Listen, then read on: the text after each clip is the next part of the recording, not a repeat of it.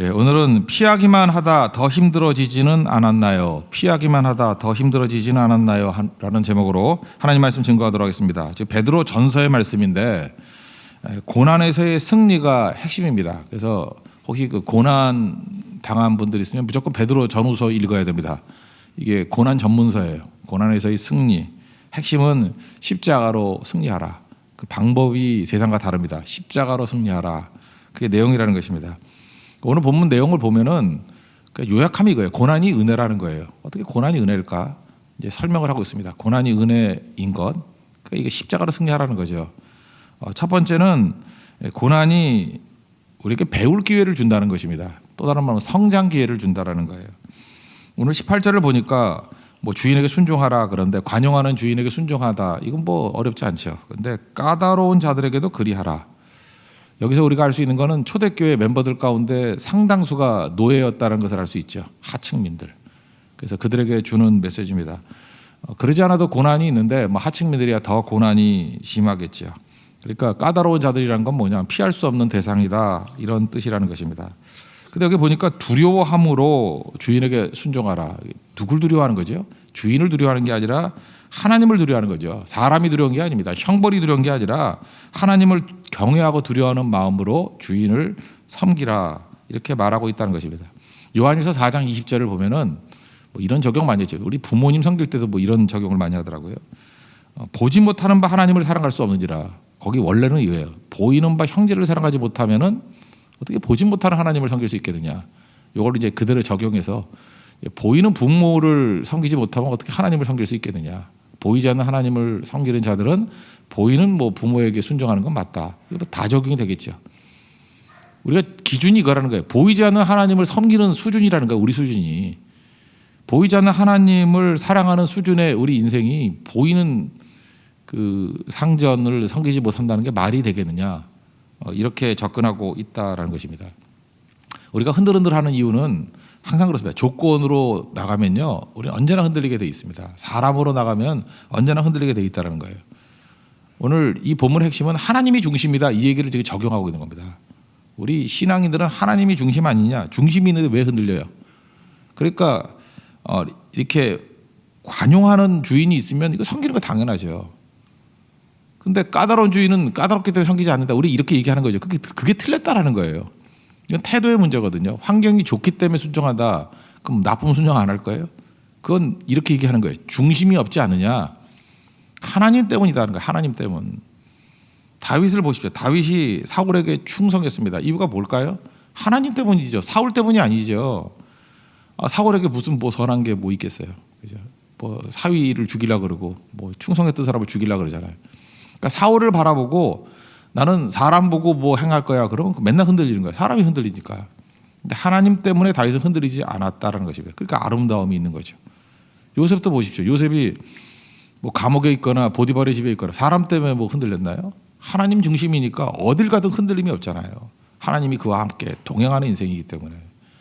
그래서 초대교회 성도들이 열악한 환경 속에서 흔들리지 않았습니다. 이유가 뭐냐? 하나님 때문이에요.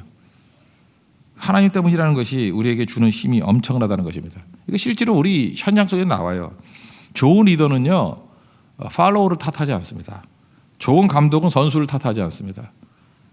그 좋은 감독 보세요. 뭐 시합이 어려워져도 자기가 작전을 잘못하다 자기에게서 문제를 찾잖아요. 그러니까 자기의 문제를 찾을 때 성장 가능성이 있다 그랬죠. 그게 좋은 감독 되는 거죠. 바보들은 뭐 선수 탓하죠. 그때 정말 못난 감독이에요. 져서도 못났지만 어떻게 평가를 저렇게 하나. 진짜 못난 감독이에요. 무너지게 되는 거죠. 리더라는 건 다른 게 아니에요. 책임지는 겁니다. 책임이 뭐예요? 내가 책임지는 거예요. 그건 무거운 짐같이 보이지만 책임지는 사람만이 배울 수 있어요. 책임이라는 게 뭐예요? 남 탓이 아니라 내 탓이라는 거거든요. 그러니까 내가 왜 이렇게 흔들리지? 내 중심이 흔들려서 그래. 이렇게 보는 거죠. 그러니까 까다로운 주인 이걸 탓하는 게 아니라는 것입니다. 그러니까 중심이 하나님께 있으면은 그게 성장이 된다는 거예요. 그 일본 사람이 쓴 책인데 절차의 힘이라는 책이 있습니다. 꽤 된 책인데 사이토 다카시라는 분이 쓴 책인데 가장 일본적인 책이에요. 일본이 하여튼 절차를 엄청 강조하잖아요. 절차가 왜 중요한지, 절차를 어떻게 지켜야 되는지 하는 절차에 대한 게 굉장히 많이 나와요. 절차를 제대로 지키면 생산성이 있다. 일본의 생산성의 비밀이 여기 있다.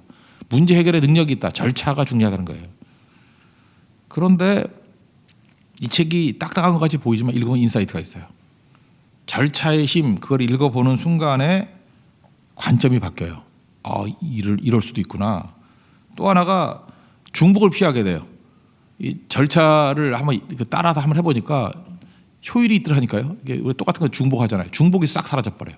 절차가 그래서 중요한 거예요. 그리고 다 읽고 난 다음에 다 실천하고 난 다음에 느끼는 게 핵심을 발견하더라고요. 우리 뭐 핵심부터 발견하고 간다 그러는데 아니에요. 이 절차 속에 핵심이 숨겨져 있어요. 그러니까 저는 이렇게 생각해요. 이번 일본 선교도 이제 배울 게 많이 있다고 하는데 뭐 까다로울 겁니다. 그죠? 뭐 까다로운 상정 그러는데 우리가 진짜 선교 중에 제일 까다로울 거예요. 예민한 사람들이니까. 이번에도 뭐 일본 목사님 뭐 한 달 전에 연락하라 했더니 안 했다고 그 시간 어겼다고 지금 굉장히 지금 상당히 예민해 있어요. 그러니까 우리하고는 다르죠. 우리는 그게 왜 예민해 그러는데 뭐 예민한 거 어떻게 해요? 이런 걸 통해서 뭘 배우는 거죠? 절차를 배우는 거예요. 제가 옛날에 교육전사 처음 할 때 우리 부장 하시던 분이 교장 선생님이셨어요. 저 미쳐 죽는 줄 알았어요.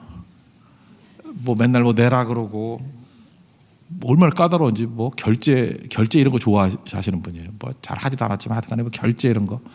하여튼 저하고 스타일이 완전히 달라가지고 그래서 정말 힘들었습니다. 힘들어서 이제 저하고 되게 친해졌는데 그분은 저를 닮아가고 저는 또 그분을 닮아가고 다 지나고 난 다음에 깨닫게 된 게 지금은 장로님 되셨습니다. 그때 집사님이셨는데 유 집사님이라고 되게 많이 배웠어요. 이게 행정과 절차가 이런 거구나. 그때 제가 배웠던 게 뭐냐면 까다롭다라는 것은 배움의 기회예요. 그러면 이게 우리 인생에서 고난도 마찬가지죠. 고난이 힘든 것 같이 보이지만 지나놓고 보십시오. 인생에서 배울 때는 그때밖에 없어요. 이 고난을 통해서 배운다는 것입니다. 그래서 까다로운 주인이 우리를 가르치는 자예요. 잘 배우고 성장의 기회를 삼는 믿음의 종 되기를 바랍니다. 두 번째는요. 고난 중에 선을 행하라는 것입니다. 오늘 19절 20절 보니까 부당하게 고난을 받는다. 그래도 하나님 생각함으로 보세요. 중심이 하나님이잖아요. 슬픔을 참으면 이는 아름답다. 아름답다라고 번역이 되어 있는데 원어는 카리스예요. 그래서 밑에 보면 은혜라고 되어 있죠. 카리스.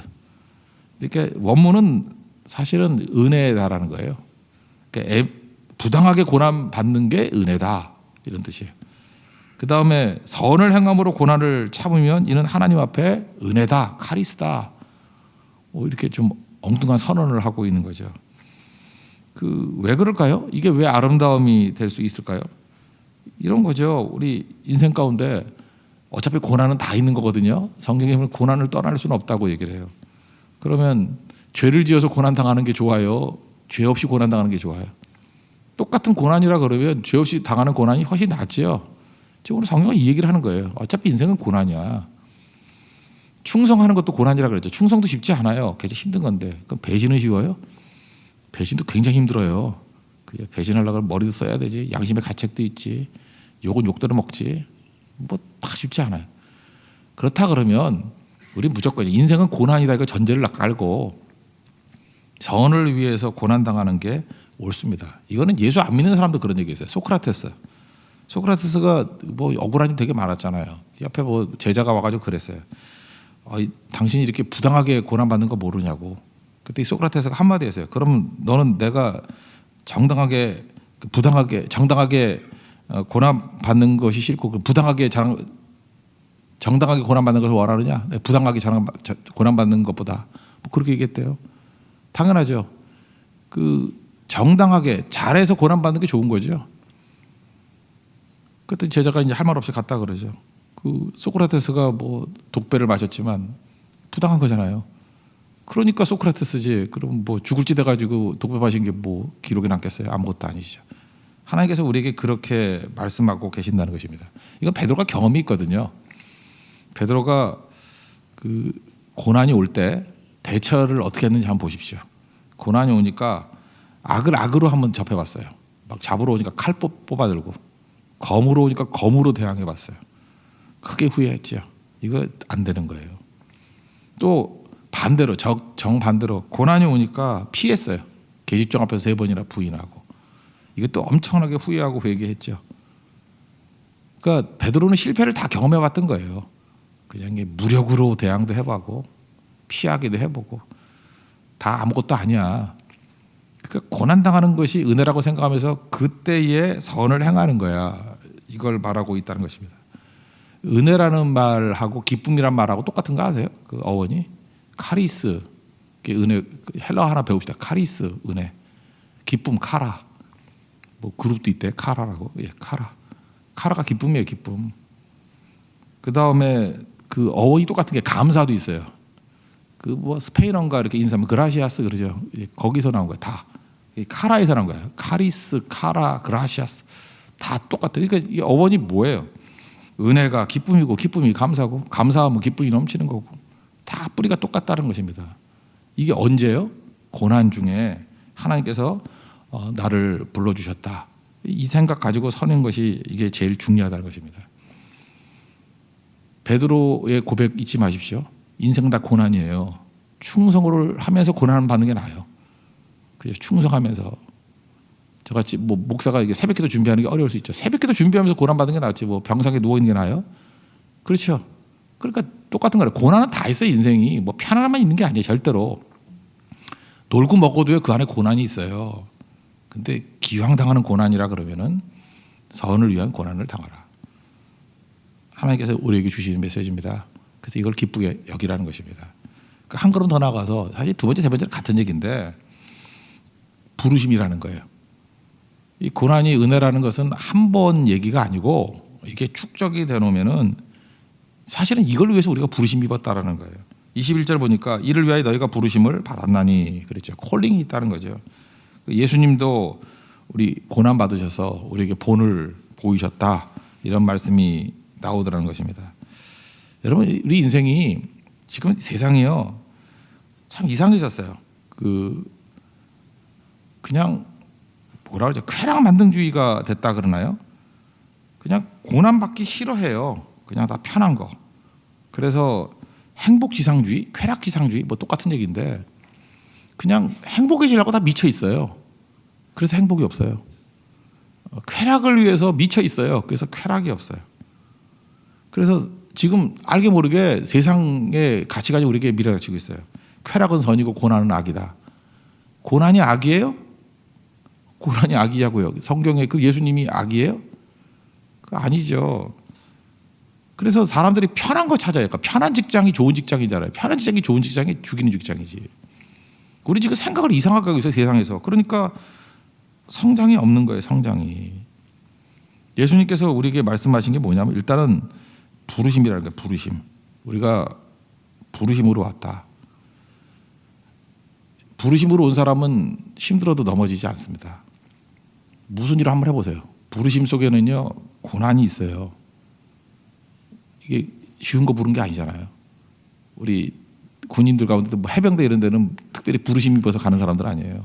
그럼 고난이 더 있다는 거 다 알죠. 근데 아시죠? 왜 해병대 가려고 그래요? 우리 교회도 지금 뭐 줄 서서 해병대 가던데. 이유가 뭔가요?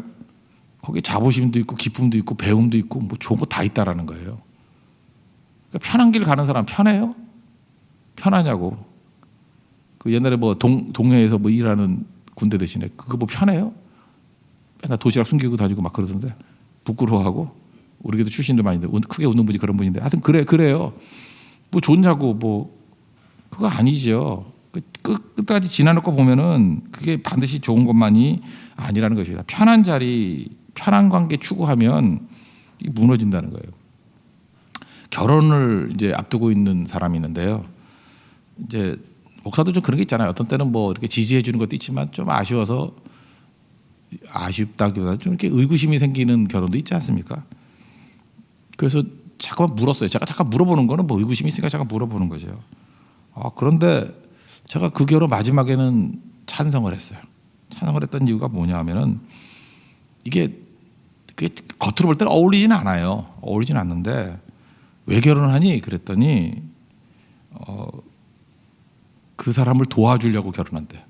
나 그렇게 말한 거 처음 들어봤어요. 자기 행복이 아니라. 그리고 그 집안을 건지기 위해서 간대.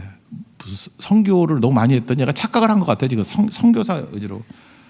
그래서 고생도 하겠대. 뭐 시댁살이도 하겠다고 뭐 누군지 잠깐 알게 되나 그러면 하여튼 뭐 이렇게 쭉쭉 얘기를 해요. 그래서 하라 그랬어요. 얼마든지 하라고. 근데 곧 후회할 건 내가 알고 있어요. 그렇지만 네 맘대로 하라고. 그 태도가 좋은 거예요. 만약 그 태도로 쭉 한다 그러면 제가 볼 때 한 사람을 통해서 그 한 가정 변화될 수도 있다라는 생각을 가져요. 근데 납득은 안 되는 거예요. 그 뭐 별로 좋은 조건도 아닌데 뭐 하여튼 모든 걸 다 가서 자기가 쏟아붓겠다 그러는데 그쪽 집안에서 아마 뭐 기도를 많이 한 사람이 있었겠죠. 어떤 선물로 이렇게 뭐가 오는 것 같아. 내가 볼 때. 그죠? 그 반대쪽 입장을 놓고 볼 때는. 근데 그런 마음이라 그러면 못할 게 없죠. 그건 뭐 지나놓고 봐야 되죠. 온달과 평강공주 같은 그런 느낌이거든요. 예. 온달 입장에서는 얼마나 좋아요. 닭집 말고요. 진짜 온달 되게 좋죠. 평강공주 이게 예비된 축복 아니에요. 그럴 수도 있다라는 것입니다. 그러니까 여러분들 인생을 부르심으로 살아야 돼요. 부르심으로. 잘 보세요. 지금 희생과 고난을 악이라 그래요. 그래서 그거 안 했어요. 그래서 전부 다 행복, 쾌락, 자기 편함 이런 거 추구해요. 그랬더니 여기저기서 전부 다 아우성치는 게 뭐냐, 다 힘들다 그래요. 부부가 힘들대요. 부부가 왜 힘들죠? 서로 자기 행복을 추구하기 때문에 그래요. 지금 이 사회가 왜 이래요? 남자는 남자 주장하고 여자는 여자 주장하고. 이게 뭐 하는 사회예요? 남자는 여자를 배려해 줄 줄 알고 여자는 남자를 이해해 줄 줄 알고 그래야지 이게 행복해지는 거지. 지금 뭐 남자는 남자 주장하고 여자는 여자 주장하고 이게 망조죠, 망조. 그러니까 이게 왜 이런 일이에요? 사회 분위기가 이렇게 돼버렸다고. 이걸 이렇게 이끌어가는 지도자들이 어디 있어요? 말도 안 되는 얘기지. 이렇게 돼버리니까 다 힘든 거예요, 다. 부부도 너무너무 힘들어해요. 남편은 남편 주장하고 아내는 아내 주장하니 얼마나 힘들어요. 행복은 간단한 거예요. 남편이 희생하면 돼요. 아내를 사랑하기를 예수 그리스도께서 하신 것 같이 죽기까지. 그러면 남편도 행복해지고요. 아내는 남편에게 순종하고. 그럼 그게 얼마나 아름다운 부부가 되겠습니까? 힘든 게 없거든요. 희생해서 행복이 오는 거예요. 지금 목회도 힘든 거예요. 목회도 목사는 목사대로 주장하고 교인은 교인대로 뭐 목사 견제한다 그러고 목사는 뭐 성도들 어떻게 이러니까 힘들어지는 거죠. 목회자는 피를 흘리면서 양떼를 사랑하고 양떼는 충성을 다해서 섬기고 거기서 아름다움이 나오는 거 아닙니까? 그러니까 우리가 이걸 놓쳐서는 절대로 안 된다는 것입니다. 진정한 행복은요, 희생해서 또 불편함을 감수하는 걸 통해서 거기서 열매를 거두게 되는 거예요. 거기서 가치가 나오고요, 의미가 나오고 또 열매가 나오고 무엇보다도 기쁨이 나오게 된다는 것입니다. 우리 초대교회 제자들 그 예수님 복음 증거하다가 고난 받는 것을 기쁨으로 여겼다 그러잖아요. 채찍에 맞으면서 공회에 나오면서 채찍에 맞으면서 사도행전 5장 보니까 기쁨으로 나왔대요. 은혜로 알고 고난을 은혜로 알고 카리스 기쁨을 알았어요. 카라 감사로 알았어요. 그라시아스. 그죠? 이게 다 똑같은 거예요. 우리 인생을 자기 자신을 위해서만 살면요 나타난 내용이 뭐예요? 특징이 꼭 두려움이에요. 그래서 전부 다 자기 행복 그러는데 하나도 행복하지 않고 다 힘들어하고 다 두려워해요. 이 시대만큼 두려움 많은 시대가 있어요. 다 벌벌벌 떨고 있어요. 두려움 해결책이 요한일서 4장 18절에 나오는데 사랑 안에 두려움이 없고 온전한 사랑이 두려움을 내어 쫓나니 이런 말씀이 있어요. 사랑해야 두려움을 넘어섭니다. 근데 우리는 대부분 두려움에 져요. 두려워서 멀리해요. 두려워서 멀리하고 두려우면 피해요. 베드로가 그랬잖아요. 두려우니까 부인해요. 두려우니까 멀찍이 따라가요. 두려우니까 그 수용 안 해요. 우리 두려우면 다 그렇게 하잖아요. 두려워서 안 나와요. 두려워서 도망쳐요. 그러면은 그게 두려움의 노예가 되는 거예요. 그걸로 마비되고 망하는 겁니다. 그럼 두려움 이기는 방법이 뭐예요? 뭐 아무것도 두려워 말라 찬양 100번 하면 돼요? 두려움 이기는 방법을 성경은 정확히 얘기하고 있어요. 사랑 안에 두려움이 없고. 그러니까 두려움 마음이 있을 때는 두려움을 갖다가 한 방에 끝내버리는 건 사랑이구나. 가정에 대한 두려움이요. 그 두려움 아닙니다. 사랑이 없으니까 두려운 거예요. 내가 아내를 위해서 죽겠다, 남편을 위해서 죽겠다, 자녀를 위해서 죽겠다, 부모를 위해서 죽겠다. 그러면 두려움은 다 사라져요. 두려운 이유가 뭐예요? 살겠다는 거예요. 나 살겠다는 거예요. 나만 살겠다, 나만 행복해지겠다. 그러면 온갖 두려움이 자기를 다 감싼다는 거예요. 저는 우리 교회가 두려움 없는 교회가 되기를 원합니다.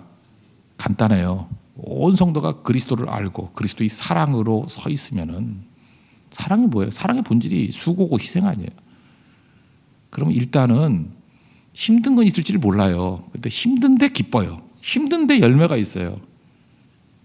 힘든데 일단은 두려움이 다 박살이 나요. 그게 오늘 성경이 말하는 이기는 길이라는 것입니다.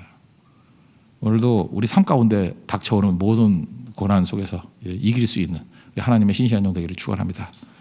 모두 자리에서 일어나겠습니다. 찬송가 406장 찬송하겠습니다.